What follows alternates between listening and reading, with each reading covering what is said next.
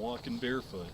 And we have an escapee from Denver, Colorado, the movie that hasn't been made but probably should. Escape from Denver with Kurt Russell. I already looked the part. Our society makes money off of stress, and they love the kind of stress that comes from overthinking, where you never get a break, you know, your worries and even if they don't get hooked on pharmaceuticals, they might get hooked on products. Exactly, and that's perfect for them. The cigarette industry loves that. You know, they make lots of money off of people's stress. We have kind of a steeper downturn here. Looks like we have a... That's the loop that you were talking about? Well, we're going down here to the river. This reminds me, though, of going to places in Oregon. Maybe it's the fact that it's a little bit hilly. And we got these really tall trees, very tall pine trees. So right outside of Portland, there's a place called Forest Park. And that's one of the largest urban parks in the nation. Except in Forest Park, you can't penetrate off the side of the trail. It's all like gigantic ferns and like steep hills and shit. Yeah, and really steep hills. Surrounded by really expensive residential communities. Yeah. I wonder what that's like to have a house right next to Forest Park. You gotta be rich for that. Somebody can have all the riches in the world and still have major family problems.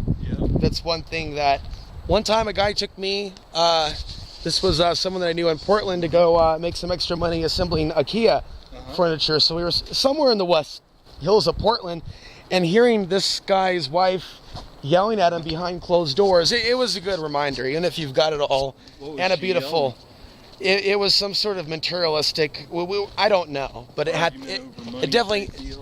How would I know? I'm not sitting there eavesdropping, but you can tell. Sometimes you can tell without a word being said. You get a vibe. So anyway, the point was, you can be in one of these nice areas, and there could be a vibe that they're constantly squabbling over materialism and not having enough and not being fed on time. You didn't put a cherry on the sundae, and people get really crazy with the level in which they take the materialism. With their complaints not being weighted on enough by their significant other or pampered. Pamper's the word. Yeah. So that's another reason 1,536 that I'm happily single.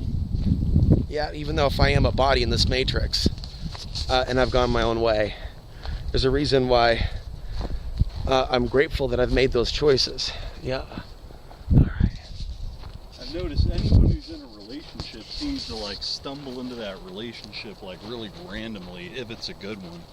Right. And then they have a level of loyalty, you know. Even if they get in arguments, they're not going to dump each other over a single argument. Relationships are a hot topic. Yeah. And MGTOW's a trap. I think the general is. Yeah. The topic because is interesting. By saying a man is going his own way, he might not be going any way at all. You know, he might... When I say I'm going my own way, I'm like taking it to a different level. Yeah. Though I'm like piggybacking on a term, but I'm using it for a larger connotation. Yeah. Not everybody gets it. Like, gone his own way where? When I think of that for myself, I'd say, you know, I'd imagine the same thing. It's like, I'm gonna do me on my terms, and you know, whatever anyone else thinks, you know, that might be too bad if they think negatively about it, but maybe, you know, they should think more about why they're upset at somebody else's choices. So we have returned to this place between the trees. And we are in this place between the eyes. That's right, tapping into the ultimate truth. Escaping the matrix, deep thoughts. Escaping the matrix. We Does are. it come through we are stuck in a matrix. Kind of karmic action that you do? Probably through a multitude of possible lifetimes. It could even go back to the ancient world. Same place. We could be on the same stomping grounds for all we know.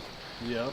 That's where I was thinking about ancient civilizations and ancient genetic engineering and ancient Atlantean theories. Yep. Right? Where were we going with that one? But so I guess earlier what I was thinking on that one, why you don't see a lot of megalithic structures in North America, is it because we have so many natural megalithic structures, you know, on their own, that they didn't need to make pyramids because they already had huge mountains that look like pyramids, or have all the ancient temples least here in Colorado, are they underground or in caves, waiting to be discovered? Right. Or have they just been destroyed by, you know, people who destroyed the Indian stuff? We were just talking about the Clovis Indians of 13,000 years ago. Yeah, I think that ancient Colorado was definitely something. Some of these areas in which we've been looking at, visiting, and places where other people like to live, like not just the San Luis Valley, but other places. San Luis Valley seems like it was definitely something. Oh, most definitely. That was Played a place. Ancient lake, and still has an ancient underground lake. There's a path that goes that way. They probably had plenty of time, though, to explore meditation back in the day before YouTube. Yep. All right, we're entering another portal here. A single rattlesnake in Colorado. Yeah, in Costilla County, I killed a few rattlesnakes. Did you? It's probably why I got all that bad luck. They told me not to kill those rattlesnakes. Oh, really? Like, So this is something that was carved into the rock here? Yeah. Looks kind of like a female, you know. She's got her long hair and she's picking something up, and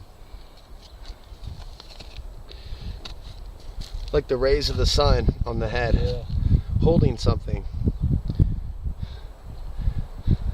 So this is a rock somewhere on the hiking trail. Witness. I discovered it. I don't know if No, actually, you is what discovered it it. is, but You saw it. it looks, You saw it first. could be a coincidence, but to me it looks like a carving, for sure.